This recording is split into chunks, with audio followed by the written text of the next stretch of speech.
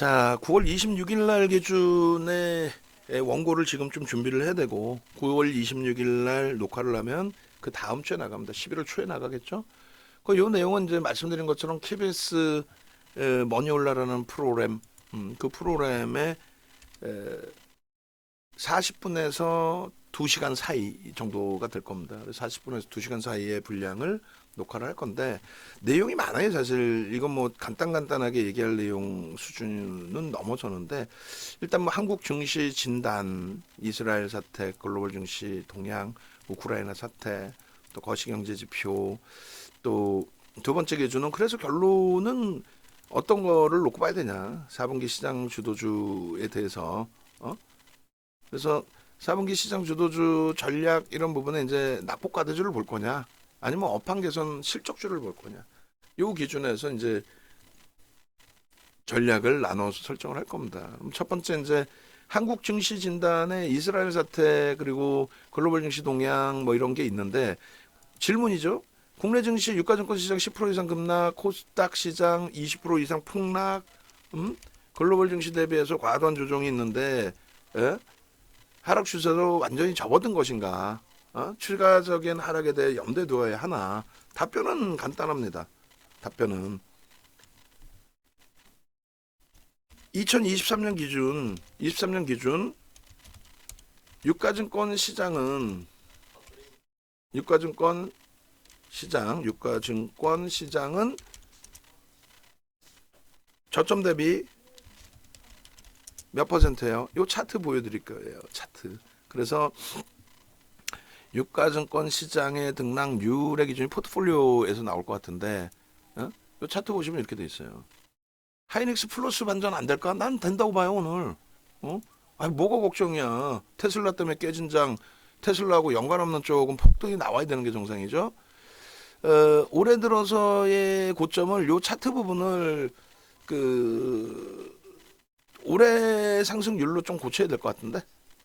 올해 상승률로 그렇게 해서 이제 저점 부분은 10월 저점의 기준이고 이걸 뭐 굳이 이게 이제 수정해 놓은 거 있죠. 그래서 이제 지금 콘네드 강연회 쪽 폴더에다 넣어 놓으셨는데 이거 아마 방송 원고에 수정해 놓은 거 있잖아. 내가 수정해 놨는데 그걸 보여드릴게요. 그 한 템포라도 더. 그게 무슨 얘기냐면은 수정해 놓은 거를 일로 옮길 테니까 나중에 수치만 또 고칩시다. 제가 또 주말에 한번 볼 거고 어차피 다음 주에 수요일 날 또 방송 나갈 때 원고 기준에서 쓰면 되는 거고. 그래서 결론적으로 우리가 이렇게 수정을 해놨거든요. 이렇게 이게 지금 뭐야 코스닥이고 이게 유가증권 시장이죠. 코스닥하고 유가증권 시장 이렇게 수정해놨다. 그래서 저점 대비해서 이때 기준만 해도 저점 대비 코스닥 22% 올라와 있고 그 다음에 유가증권 시장 12% 올라 있어요. 그러니까 지금 무슨 얘기냐면 이제 이 고점 대비해서 지금 그 수치 계산 좀 해줘 보세요. 원고 지금 밑바탕 그냥 잡아서 올려드릴 테니까 유가증권 시장 23년 기준 유가증권 시장 저점 대비 얼마? 25%는 지난해 10월 저점인 거고 수치 올려주세요. 그 저기 방에 그럼 제가 그걸 보고 갖고 올 테니까.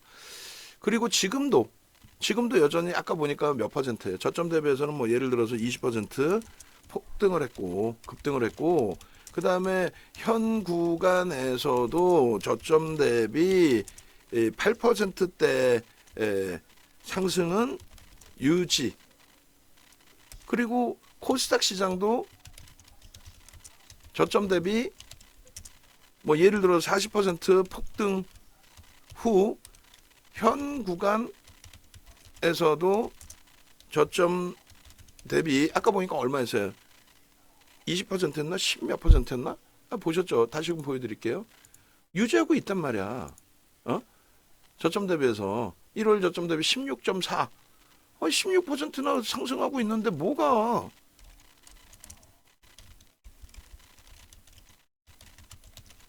즉, 시장의 공포감은 어느 시점에서 보느냐의 차이가 있지만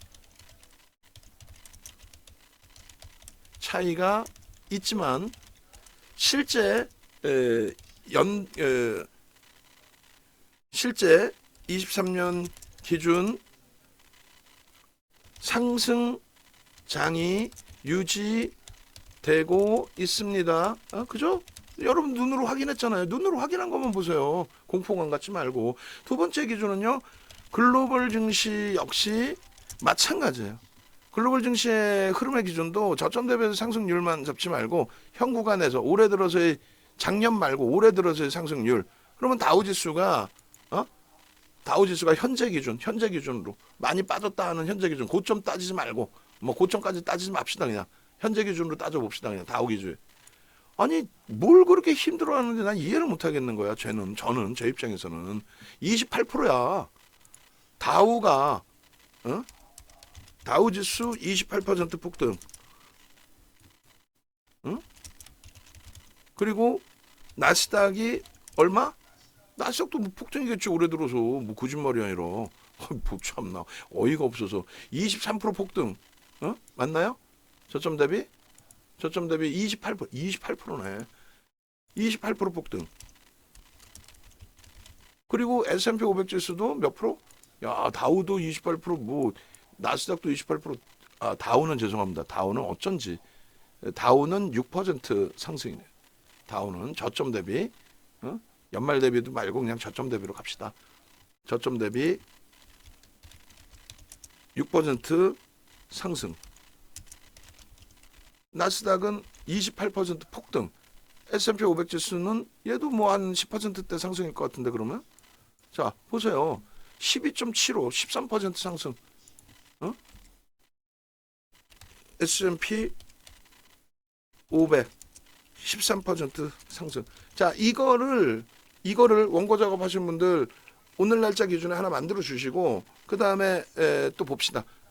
그래서 이 칸을 두 개로 만들어도 되고 하나를 해도 되는데 저점 대비 상승률 또 하나는요 최고 상승률 올해 기준만 뭐 10월 저점 말고 올해 기준에 저점 대비 상승률 최고 상승률 또 고점 대비 하락률 뭐 표 잘 만드니까 한번 쭉 그렇게 해서 그렇게 하고 이제 낙스 독일 닥스 그 다음에 영국 FTSE 그리고 일본 니케이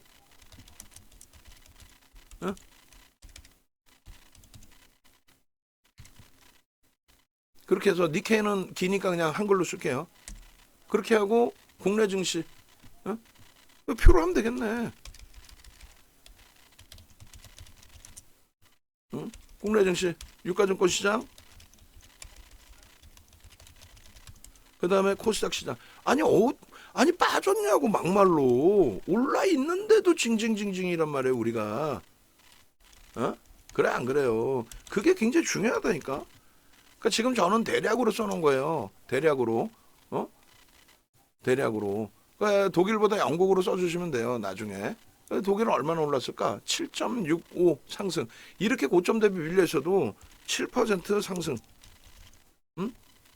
영국도 나중에 찾아서 영국 독일 영국 하여간에 뭐 이쁠 정도 수준에서.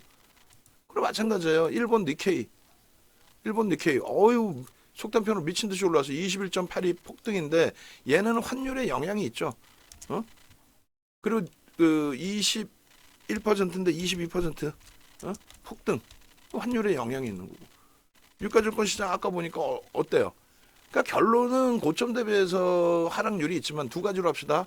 저점 대비 최고 상승률 하든 세 가지로 해서 너무 많으면 기준점 이렇게 잡아드릴게. 작업하시는 분. 자, 올해 전년 말 22년 말 대비 22년 종가 대비 올해 현 기준 상승률 올해 고점 대비 하락률 올해 최고 상승률. 이게 만약에 너무 많으면 최고 상승률을 빼도 된다 이거지. 여전히 고점 대비 상승해 있는데 고점 대비 하락한 것만 놓고 볼 거냐? 여전히 상승해 있다. 그 얘기를 하는 거예요. 그게 주야. 그러니까 요 표 작업은 요 수치 작업은 원고 작업한 쪽에서 해주시고 나중에 이제 그 방송 나가는 날 수치는 그날 이제 잡아내면 되겠죠. 그러니까 유가증권 시장 조금 전에 얼마였어요? 그러면 이 기준에 이걸 지워버리면 되잖아. 이걸 그죠? 원고. 시장의 공포감은 어느 시점에서 보느냐에 따라서 차이가 있지만 실제 23년 기준은 상승장이 유지되고 있어. 상승장이 유지되고 있는데 패배자들의 논리지. 시장이 어렵다는 거는 응? 그잖아요. 패배자들의 논리지. 다 줘버렸네. 조금 전에 몇 퍼센트였어. 하여간에 유가증권 시장이 8%. 그리고 코스닥 시장이 얼마? 아까 보니까 12%였나요? 13%? 16%? 그래, 올라 있잖아. 올라 있는데 왜 뻥들을 치냐고. 내 계좌가 깨져 있으면 시장이 무너진 거냐고요. 그러면 질문 내용이 국내 증시 10% 이상 급락하고 20% 폭락하고 글로벌 증시도 글로벌 증시도 급락을 했는데 글로벌 증시 하락뿐만 아니라 글로벌 증시가 하반기에 과도한 조정을 받고 있고 그리고 국내 증시도 유가증권 시장 이상 급락, 코스닥 시장 폭락 하고 있는데 하락 추세로 완전히 접어든 것인가 아니면 추가적인 하락에 대해 염두에 둬야 하나? 그럼 답은 2023년 기준 시장의 공포감은 이제 뭐 어느 시점에부터 보느냐의 차이가 있지만 실제 23년 기준 실제로는 22년 말 종가 기준 대비 23년 글로벌 증시 및 국내 증시는 상승장이 유지되고 있습니다. 따라서 현 구간에서 벌써부터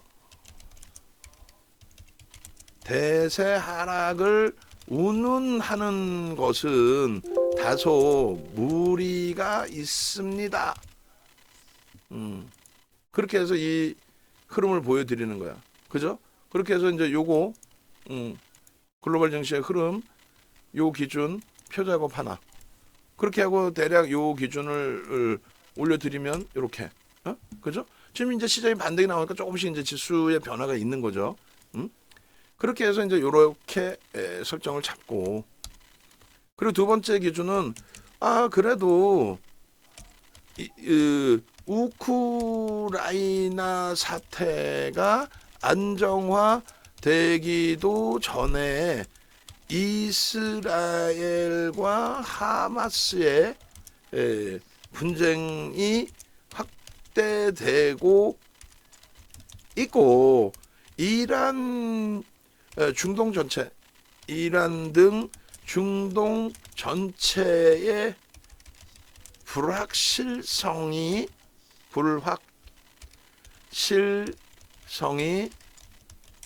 확장되고 있기에 조심해야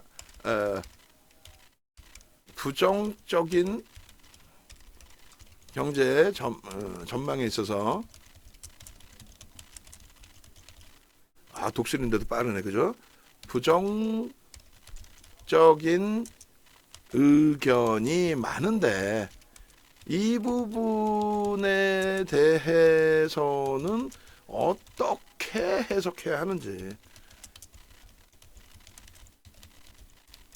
그러면 이제 결론은 전쟁이라는 것은 인류에 있어서 일어나서는 안 되는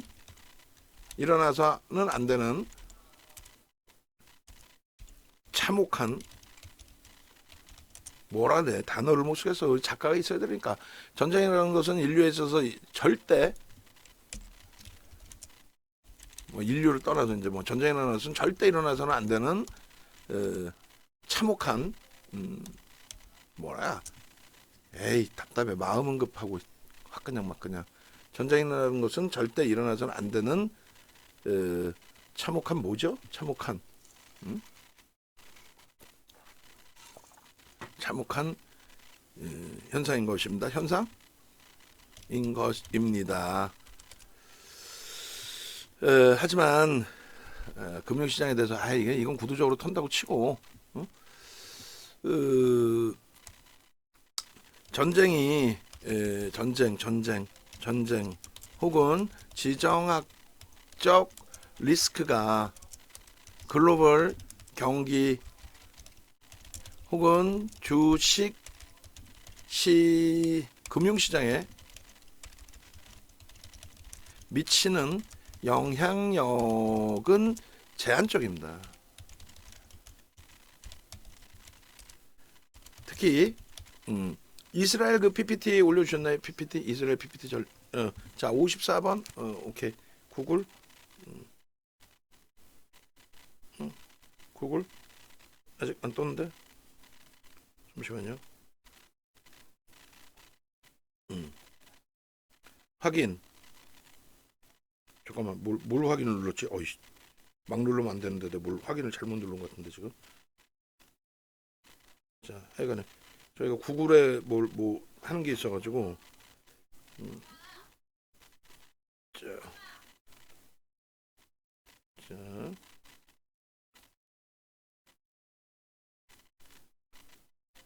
결론적으로 지금 다시 보냈나요? 이스라엘 PPT 오케이 이렇게 하고 그래서 전쟁이 발발이 돼서 우크라이나 사태가 과연 이제 그 어느 정도 시장에 영향을 미쳤는지도 확인을 또 해봐야 되는 부분이란 말이에요. 근데 전쟁 혹은 이제 지정학적 리스크가 글로벌 경기 혹은 금융시장에 미치는 영향력은 그동안 상당히 제한적이었습니다. 전쟁 혹은 지정학적 리스크가 글로벌 경기 혹은 금융시장에 미치는 영향력은 그조차도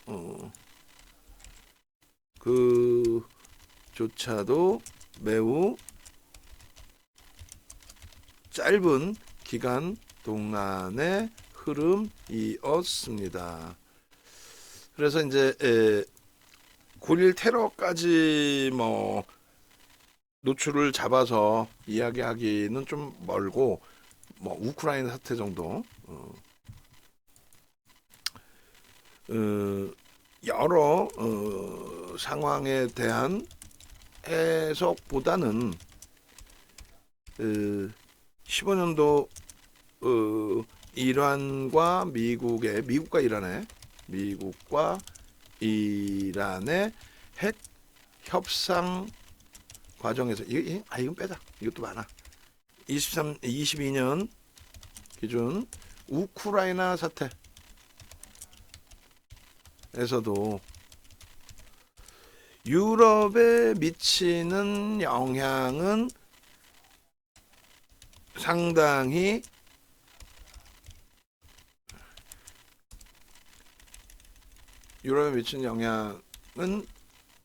유럽에는 크게 영향을 미쳤습니다만 크게 영향을 미치기도 하였습니다만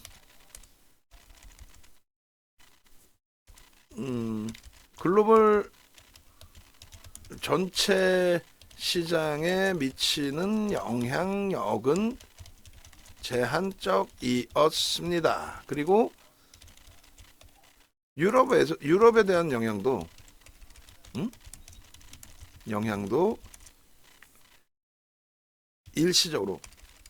일시적인 충격으로 국한되었습니다.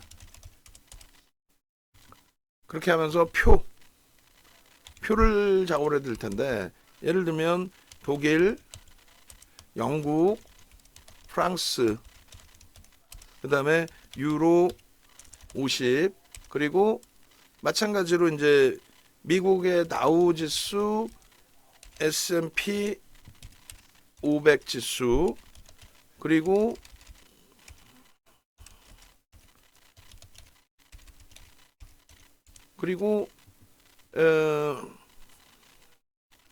일본 일본 니케이, 그리고 국내 유가증권 시장, 코스닥 시장, 여기에서 이제 뭘 잡아주시냐면은 여러분들도 같이 보셔야 될 부분 중에 하나가요. 이렇게 보셔야 돼요. 이제 뭐 우크라이나 치면 나와요. 사실 어려운 게 없어요. 어떻게 검색해야 될지, 또 여러분들이 이제 어떻게 기준을 잡아야 될지 모르시니까 그런 부분이 있는 건데, 우크라이나, 윤정도 이제 목소리가 조금씩 밝아지고 조금씩 까불까불해집니다. 우크라이나. 이 부분에 대해서 언제부터 이제 그 스타트가 잡혔는지부터 이제 쭉 찾아볼 수가 있잖아요. 이제 전체적으로 우크라이나 전쟁으로 할까요?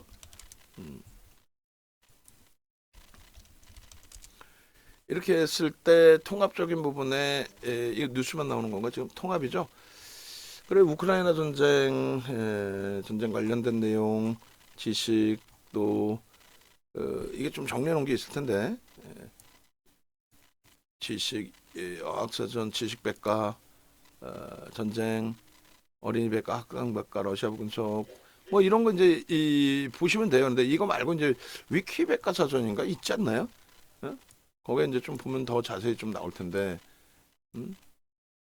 학술 정보 다 좋은데, 일단 뭐 우리가 이제 이걸 지금 보려고 하는 거는 다른 게 아니라 여러 가지 이제 영향을 주는데 다 필요 없어요. 윤정도가 판단하는 것만 여러분들은 따라오시면 돼요. 왜? 주식시장에 어떤 영향을 주느냐의 기준이니까. 그래서 전쟁 뭐 이렇게 찾을까요? 우크라이나 전쟁 관련된 뭐 전쟁 일정이라고 하면 그렇고, 전쟁 시작일 22년도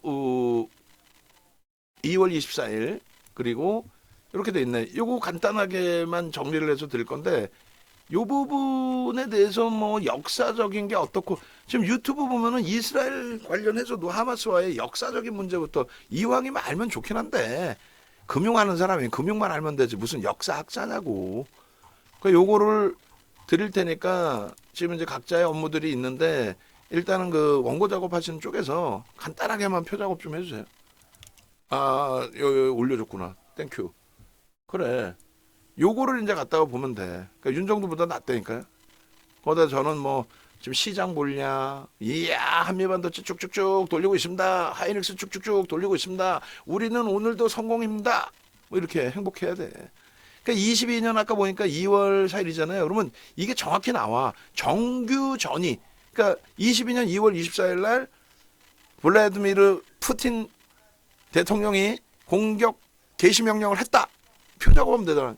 2022년 2월 24일 표 작업 딱. 그 다음에 지상군이 개입한 시점이 며칠인지가 나올 거예요. 뒤져보면. 그리고 표로 작업을 해놓은 게 있을 수도 있어. 표로 작업을 해놓은 게 있을 수 있어요. 역사적인 거 이런 다 필요 없어. 우리가 뭐 역사까지 어떻게 알아야 돼? 알면 좋지만. 그래서 그 내용, 그리고 지상군이 진입하는 내용이 가장 좋아요. 그리고 22년 3월 9일자 있네. 응? 그리고 또 하나 있어요. 러시아에서 뭐 핵을 쏘내마네 이런 내용도 있어. 그 일정만 간단하게 그 일정 나온 게 있을 수 있단 말이야. 그리고 또 하나 더 단순하게 또 놓고 보는 것도 또 있어요. 뭐냐면 이미지 파일 하나 떠오면 돼. 그러면 쉬워. 누군가가 막 만들어 놓은 부분들이 있다고. 이미지 파일. 이미지 파일. 그렇게 해서 이미지 파일 놓고 보시면, 잠시만요. 제가 아까 이거 HPSP 32,500원 33,500원에 매수 전량 들어오면은 문자 쏜다 그랬죠. 그건 대기 상태고. 그러면 그렇게 해서 예를 들면 다시 러시아 전쟁, 우크라이나 전쟁 요거 이제 이미지 파일 보시면 누군가는 또 언론에서도 그 이미지를 만들어 놓은 것들이 있어요.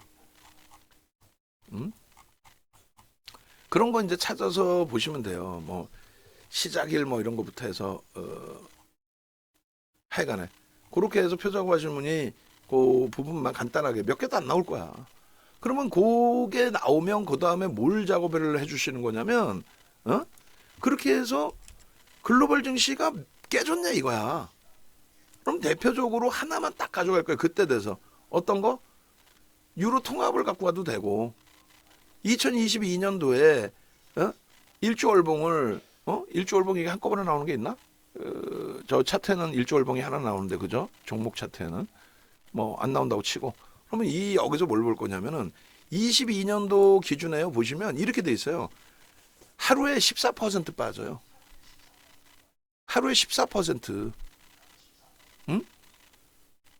그래서 이걸 날짜로 잘 보시면 되는데 뭐 원고 작업하시는 분이 그런 거는 또 수치가 빠르시니까 무슨 얘기냐면은 이 주식 시장이라는 거는요.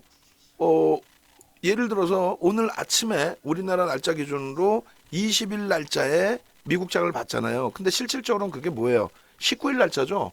그지? 그러니까 그들의 변동률하고를 비교할 때 이렇게 보는 거죠. 예를 들어서 자 일자별 기준에 3월 4일 날 개파락이 나오고 종가 기준이 4.96으로 끝났어요. 그럼 그 다음날 장중 저점을 한 번 더 써주는 거야.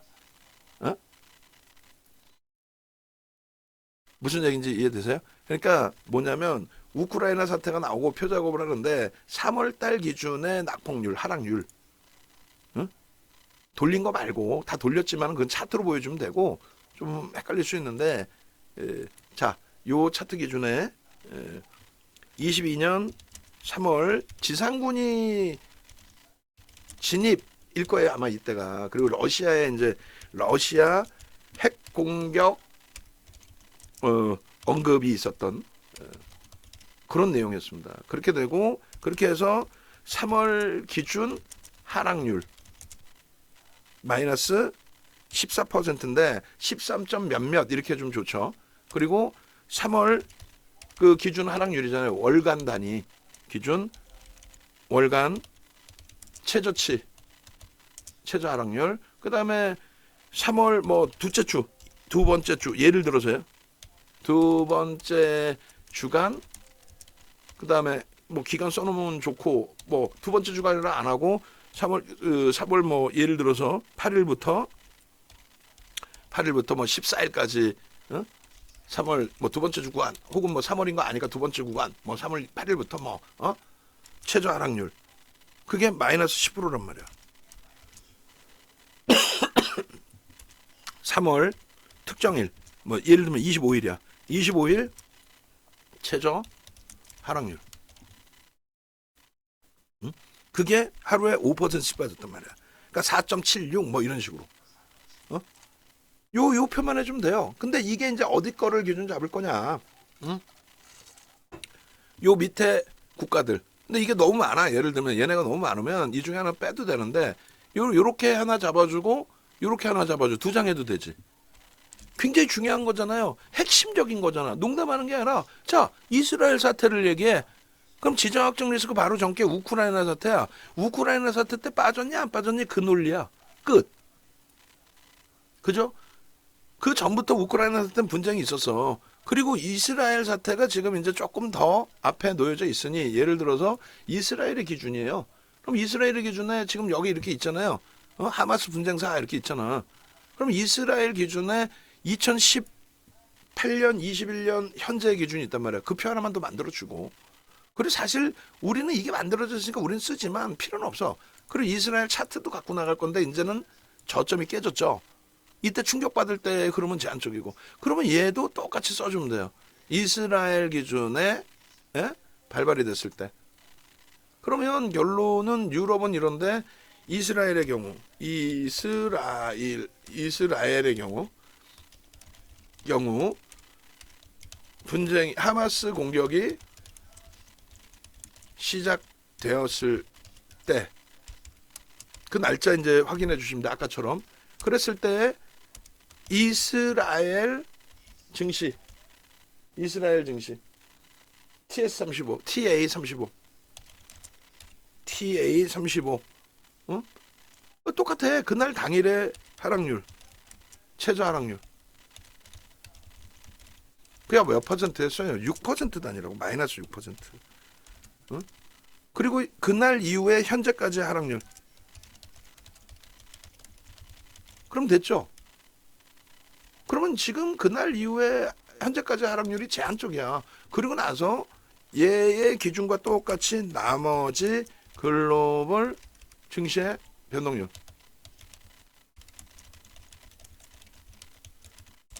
그러면 이스라엘보다 우리가 더 빠져 있을 수도 있어요. 어? 이스라엘 같은 경우에는 얼마 빠졌냐면요. 2000이 아니라 제가 이제 기억나는 걸로 기준 잡을게요. 이스라엘이 1880에서부터 빠진 거예요. 근데 지금 1880에서 얼마 빠져 있냐면 1880 마이너스 어제 종가의 기준이 1674예요. 65까지 빠졌어. 1665까지. 그럼 얼마 빠진가? 215 나누기 1880이면 11.43 빠졌어요. 11.43. 그러면 코스닥은 얼마 빠졌니? 코스닥로 나와봐. 11.43 빠진 국가가 있나? 나스닥이 기술 쪽이니까 얘네가 빠졌다고 쳐도 고점부터 해도 3%뿐이 안 빠졌어. 고점부터 해도. 갭을 빠진 것도 없네. 에? 우리나라는 얼마 빠졌어요? 미친 듯이 빠졌지. 이게 공매도 때문에 빠진 거야? 정신 바짝 챙기자니까? 이게 공매도 때문에 빠진 거예요? 아니잖아.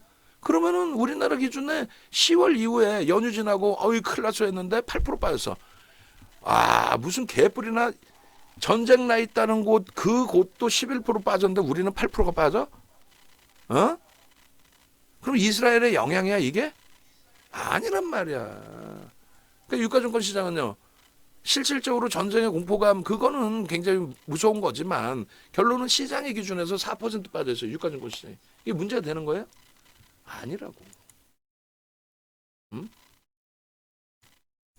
아니라고. 결론적으로 지극히 제한적이고 그 영향력 부분은 상당히 뭐 제한적인 것으로 해석을 하고 있다. 그래서 그 표 작업을 보여드리는 거고 표 2가 되겠죠. 제목을 다 써야 되는 거예요, 사실은. 표 1, 표 2, 표 3 뭐 해가지고 표 1의 기준에 원고 쓸 때 항상 사실은. 그래서 표 1, 글로벌 증시 23년 글로벌 증시 변동률, 그죠? 그 다음에 표 2, 23년 글로벌 증시 비교 차트. 됐죠? 표 2. 그 다음 표 3은 뭐야? 예를 들어서 이제 이 간으로 보내드리니까 표 3. 표 3은 우크라이나 사태 전쟁 발발 당시 글로벌 증시 흐름, 그리고 주요국 차트,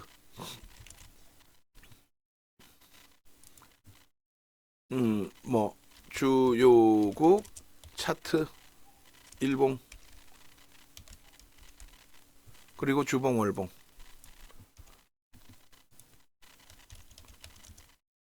주봉 월봉. 그렇게 해서 표에 이미 등락 범위가 안 나왔다라는 걸 알고 있고, 그리고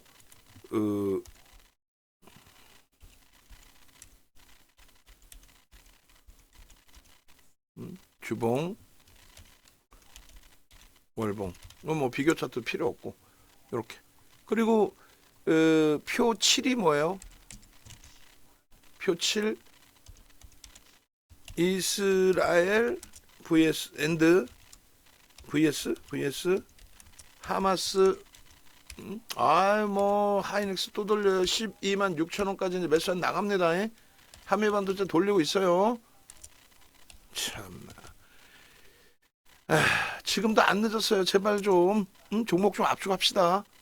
특히 2차 전지 뒷부분에 2차 전지 설명 나오는데 잘 보시고 전쟁 발발 주요국 당시 전쟁 당시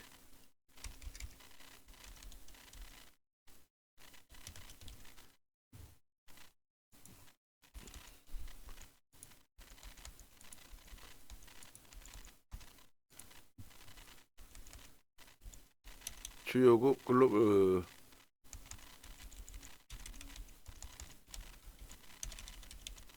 글로벌 증시 글로벌 증시 변동률표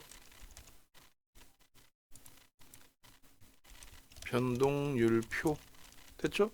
그 다음에 이제 이스라엘 차트 주봉 이스라엘 증시 주봉 차트.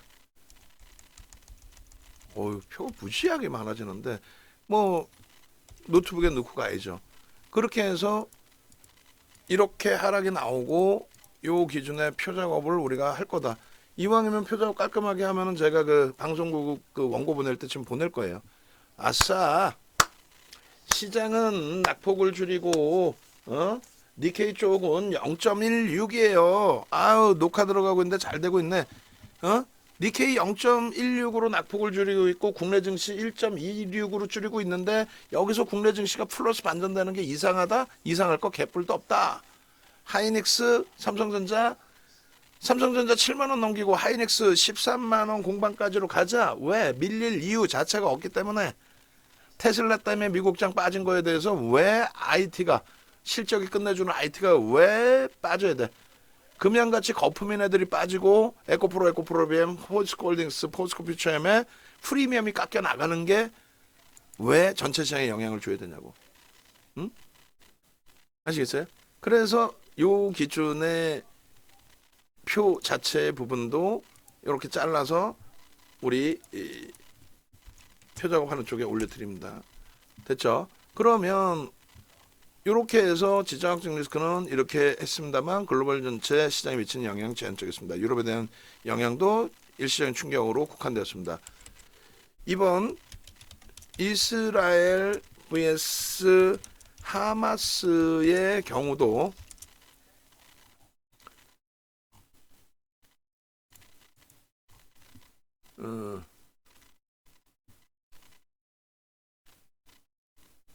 경제 전망에 대해 부정적인 이거 제목을 좀 바꿔야겠다. 하마스의 부분도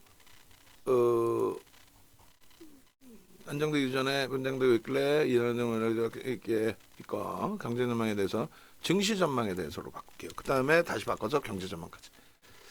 그렇게 해서 이렇게 돼 있다. 그래서 증시의 주봉 차트인데 경우도 발발 당일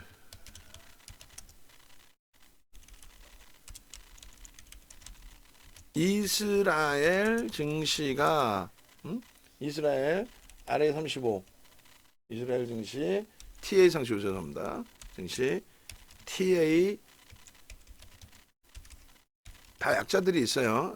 나스닥 뭐 이런 식으로 35가 6%대 마이너스 6%대 하락 이후에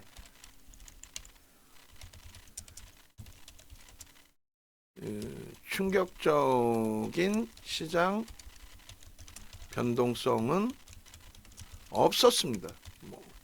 없었는데 자꾸 뭐 엉뚱한 소리들 하고 그것 때문에 조정받은 것처럼 표현하고 절대 아니라는 거예요. 없었습니다. 그래서 결론은 무리가 없다. 결론은 과도한 심리적 부담을 갖기보다는 냉정하게 객관적 자료를 확인하시면서 대처하실 것을 권해드립니다. 그렇게 해서 이제 Q&A도 이제 정리를 해야죠. Q 부분만 쭉 뽑아드리고 전체 기준에 A도 뽑아드리는 거고 원고를 세 단으로 나눠서 이제 보내는 거죠. 그렇게 해서 일단은 이렇게 돼 있어요. 그러면 다시금 질문이 나오겠죠. 뭐라고 질문 나옵니까? 우크라이나는 그래도 응?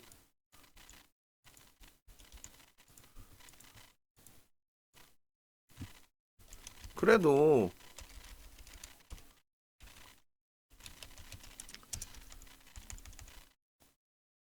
이스라엘 vs 하마스의 분쟁이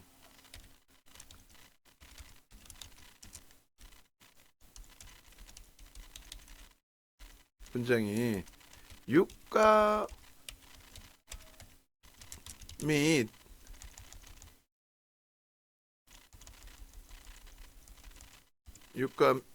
유가 등에 미치는 영향에 대한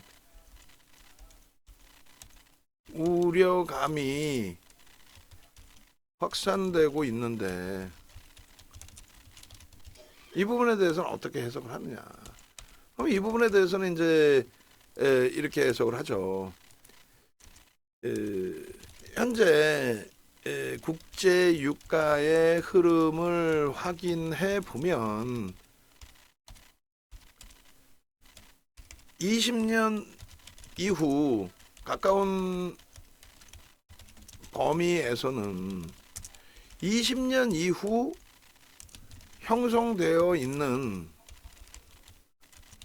20년 이후 급격히 형성된 인플레이션 대비 국제유가의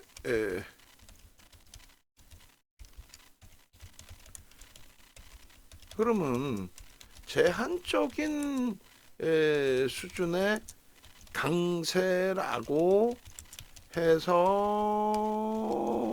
합니다. 결제 통화인 달러 강세 부분도 유가 강세에 대해 제한적으로 형성된 거죠. 그래서 가까운 범위에서 보면 20년 이후 20년 코로나19 사태 이후 급격히 형성된 그 이후 경기 안정화를 위한 공격적 유동성 공급으로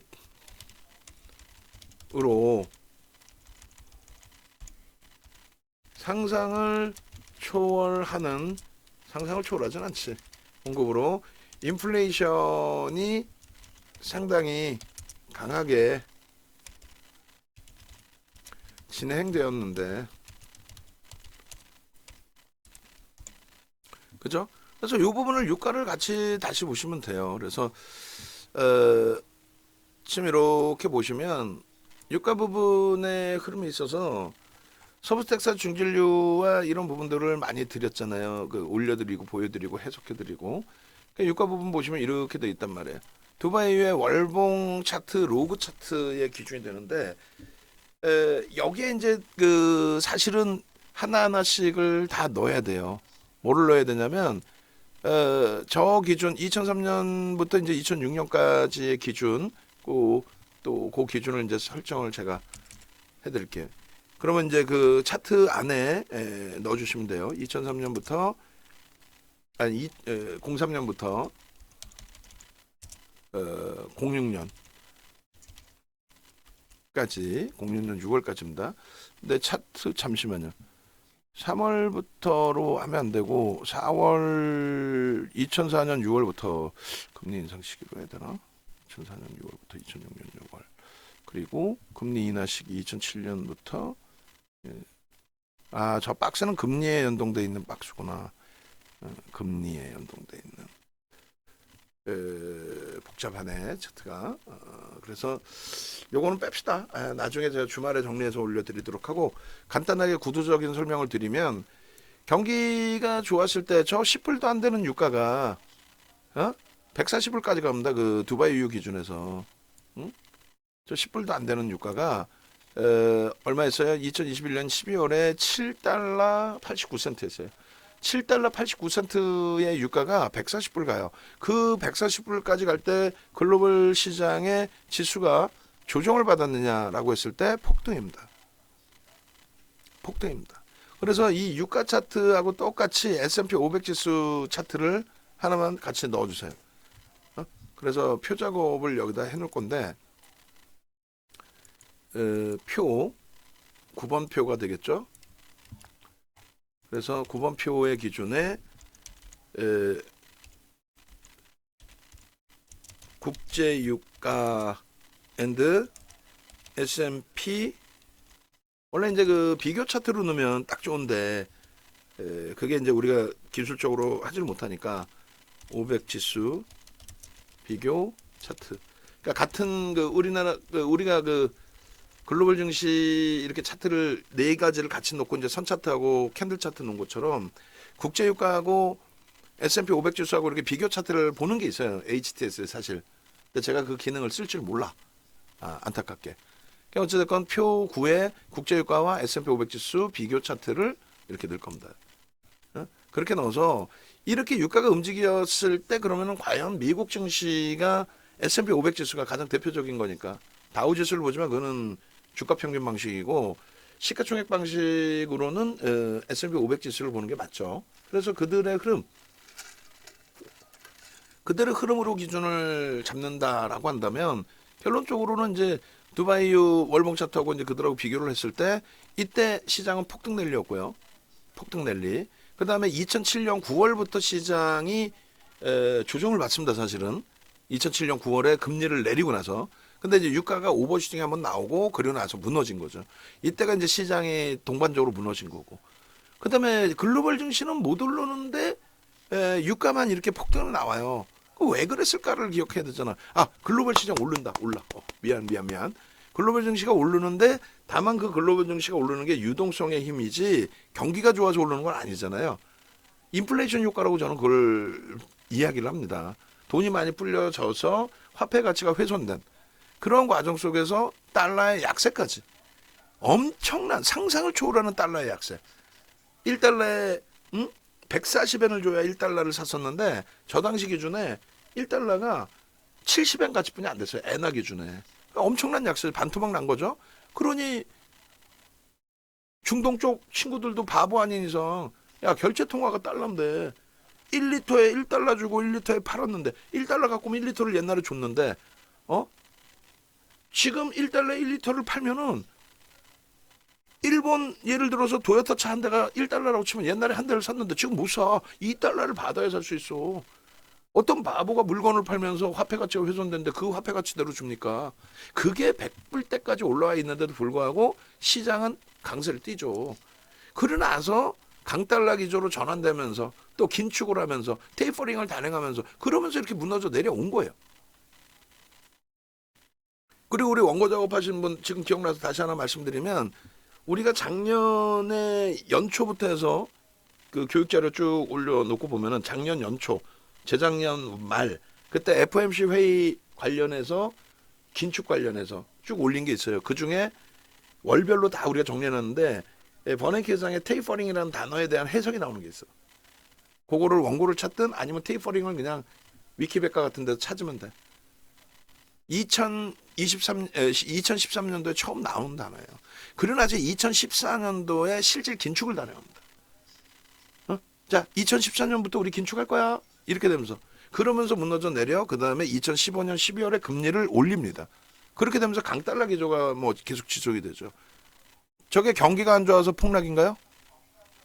아니죠. 금리를 올린다고 할 정도로 긴축을 할 정도로 경기가 좋았는데도 내려왔죠. 왜? 강달러 기조의 흐름이었고 마지막에는 다소 과도하게 조정을 받았고 그러고 나서는요.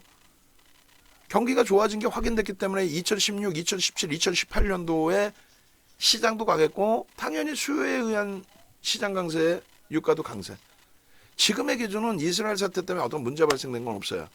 2022년도에 우크라이나 사태 때문에 문제 발생된 게 없습니다. 거기다가 중동의 화약 고이긴 하지만 그렇지만은 러시아나 우크라이나 사태 기준에서는 원유라든가 그리고 천연가스에 대한 부분이 겹쳐져 있어서 에너지 관련해서 부담스러운 요인이 있었지만은 그것도 유럽에 어느 정도 국한됐습니다. 문제가 없었어요. 이렇게 지표를 보자라는 거야. 구두적으로 하지 말자는 거야. 결론은요. 물가 상승률과 유가 충격 이렇게 돼 있단 말이에요. 1차, 2차 오일 쇼크 당시처럼의 문제가 아니야. 지금의 기준이 아직 벌어지지도 않은 거에 대한 예비를 하고 준비를 하는 건 좋지만 벌어지지도 않았고 그리고 최근의 흐름에서는 전혀 문제가 안 됐던 부분에 국제유가나 S&P 500 지수 비교 차트 보여드릴 텐데 국제유가 부분에 대해서 걱정하면서 시장 폭락할 거예요. 왜 그런 우려감을 갖고 하시냐 이거예요. 그래서 가까운 검에서 보면 2000년 코로나19 사태 이후에 경기 안정화를 위한 공격적 유동성 공급으로 인플레이션이 상당히 강하게 진행되었는데 인플레이션 대비 그러니까 화폐 가치의 그러니까 화폐 가치 훼손은 아니죠. 달러 그 결제 통화는 달러니까 그 강달러 기조 때문에 상대적으로 이제 가파르게 오르지 않은 부분도 있어요. 사실은. 어쨌든 그거는 나중에 이제 다시 설명하는 게 옳고 시간이 없으니까. 그래서 진행되었는데 그에 대비해서 그 인플레이션이 강하게 진행되었는데 인플레이션 대비 국제유가의 흐름은 제한적 수준의 강세라고 해석합니다. 결제통화인 달러 강세 부분도 상당히 영향을 미쳤다고 해석합니다. 따라서 2000년 이후 국제유가 및 S&P 500 지수 비교 차트를 놓고 보시면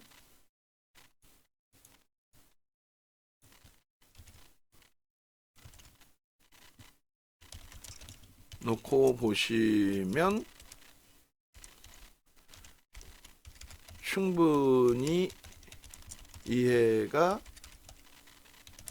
되실 겁니다. 표 9. 그다음에 이렇게 되면 이제 그러면 방금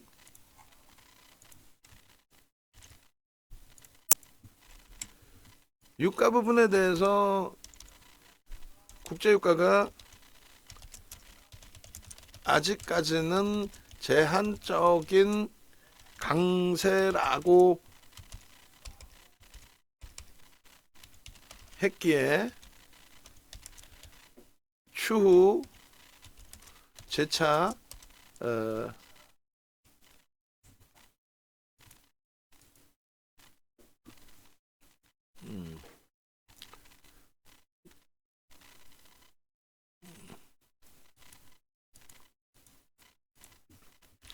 조금 전에 강달러 기조에 대한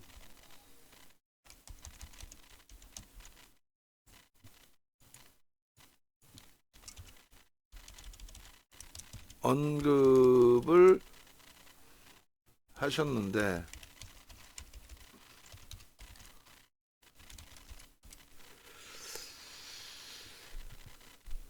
강달러가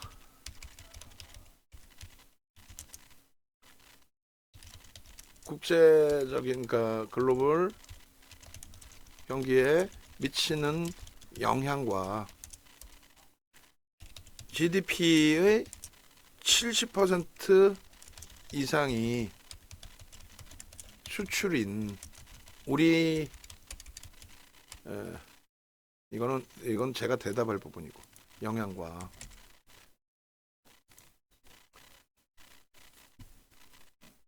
원화 가치 하락 과도한 원화 가치 하락에 대한 우려감이 그랬는데 강달러가 글로벌 경기에 미치는 영향과 과도한 원화 가치 하락이 국내 경제 및 금융 시장에 미치는 영향은 어떤가요? 네? 그럼 이제 또 원화 차트를 딱 보여드리겠죠. 원화 차트 이번 강연회 때 원화 차트를 제가 가져갔나 모르겠는데 한번 보시죠. 그러니까 강연에 오셨으면은 뭐 자세히 설명 못 들으셨어도 그래도 어느 정도의 설명을 드리실 수 있었던 부분이 되는데요. 요거겠구나. 원화의 기준 여기 있구나. 여기 제가 줄을 안 쳐놨는데 2003년부터 나와 있네. 2015년. 음, 음. 요거 보여드릴 거예요. 그래서 요 표가 있어요. 요 표가. 그래서 이 표 기준이 이제 요 위에 기존에 이제 작업했던 표가 하나 있는데 그 표 단위를 제가 빼먹었는데 예전에 작업한 거 여기 있네요. 여기 환율 기준에 요걸 보여줄 거예요. 달러 인덱스에 대한 표와 그리고 요 표 두 개를. 그러니까 여러분들도 요거 보시면 되는데 일단은 달러의 기준에 있어서 표 9.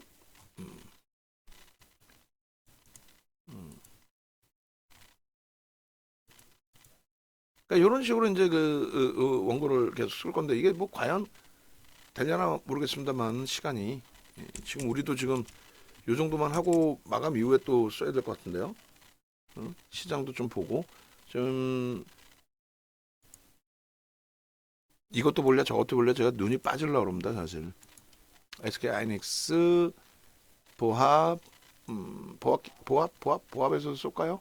12만 6천 원에 매수잔을 내려고 했는데 뭐 어디서든 그리고 하여간에 HPSP에 36,500원에 매수잔을 낼 거고 뭐 한미반도체 뭐 평단 오늘의 기준에서도 뭐 나쁘지 않고 주성 엔지니어링 순간적으로 무너져 내렸지만은 뭐 땡큐하고 뭐가 나빠 우리 건 다 돌리는데 2차 전지도 그 낙폭과대에 대한 부분은 돌릴 수 있는데 추세적으로는 보지 마세요. 감당 안 됩니다. 분명히 몇 번을 강조드려요. 그래서 질문 조금 전에 강달러 기조에 대한 언급을 하셨는데 강달러가 글로벌 경제에 미치는 영향과 과도한 원화 가치 하락이 국내 경제 및 금융시장에 미치는 영향 어떤가요? 결론부터 말씀드리면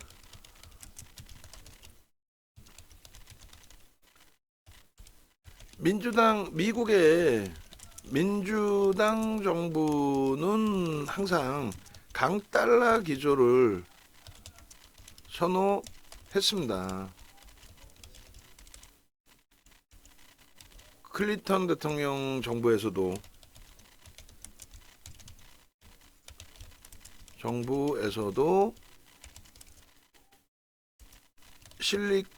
실리콘밸리의 부흥을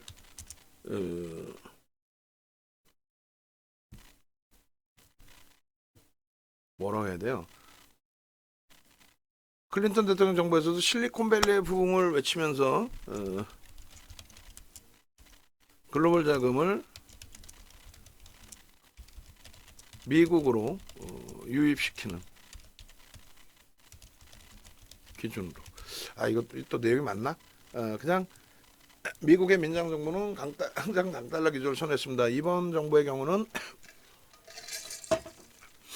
이번 정부 이번 미국 이번 바이든 대통령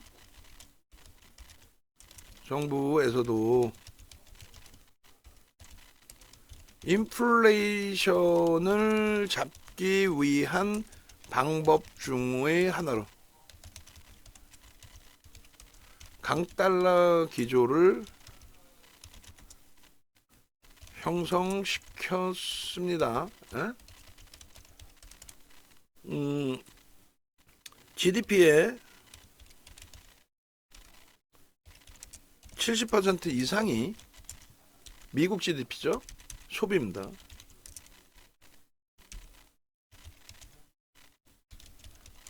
그러한 가운데 20년, 21년 대통령 취임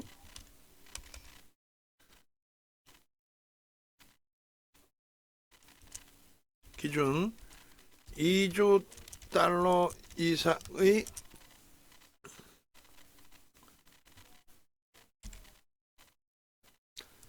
이렇게 설명하면 이것도 복잡해질까요?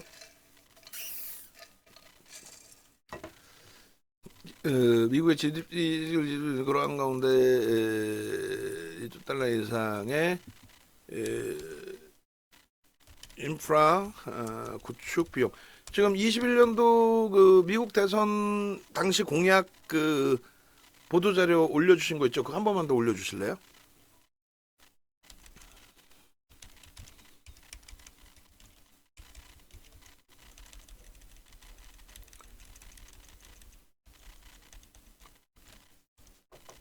네.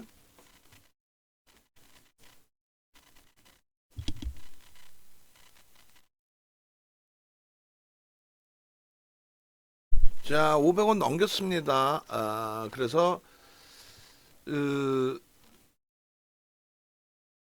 HPSP에 대한 매수 사인을 발송을 합니다. 자, 발송을 했고요. 그리고 역시 문자를 발송을 합니다. 그렇게 해서 HPSP 33,500원 편입 설정 범위, 그리고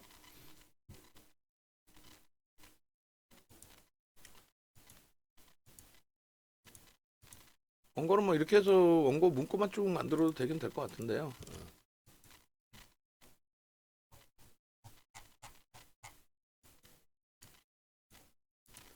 자, 지금 11번째 무료방으로 이제 옮겨 오시는 분들 스타트가 몇 분이셨는지부터 해서 확인 다 하셔서 기준 잡아야 돼요. 그리고 한미반도체가 다시금 고점을 넘기면 매수세 냅니다. 59,900원, 그러니까 6만원 수준의 매수세를 냅니다. 그리고 하이닉스 보합부터 매수세를 낼 겁니다. 다들 행복해 하시고 좀 즐거워 하시고 눈 안 나 좀 하시고, 응?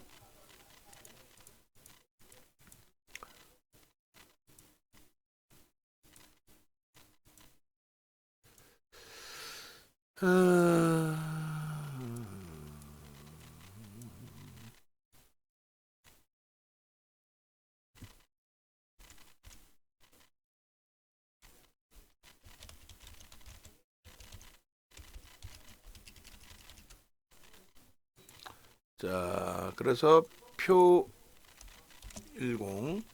항상 이게 이제 표가 09, 08, 07 뭐 이렇게 돼야 되겠죠. 앞부분 맞추려면.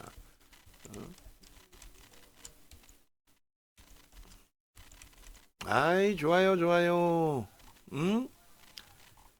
시장 하나 예측 잘하는 것도 대단한 거라 그랬어요. 농담하는 게 아니라, 어?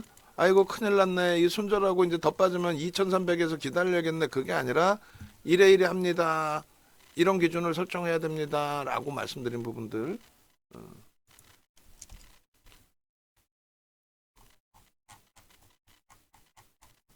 아이, 좋아요. 보합에서부터 매수한 냅시다. 뭐 기다리면 뭐해. 기다릴 필요가 없어요. 자, 12만 5,700원. 이제 문자 받으시는 분들은 와, 추가적으로 올라왔구나. 드디어 올라왔구나. 폭락일 줄 알았더니 윤정도 얘기한 것처럼 올라오는구나. 뭐 이렇게 될 거 아닙니까? 자, 영상 여기까지 올려드릴 건데 굉장히 길긴 해요. 근데 이제 뭐 원고 작업도 보시는 거고 여러 가지, 예? 그렇게 해서 강연에 오시고요. 제대로 된 기준 잡아서 우리처럼 좀 행복해 하셔요. 얼마나 행복한 시장입니까? 이 좋은 시장에서. 밑에 전화번호 있습니다.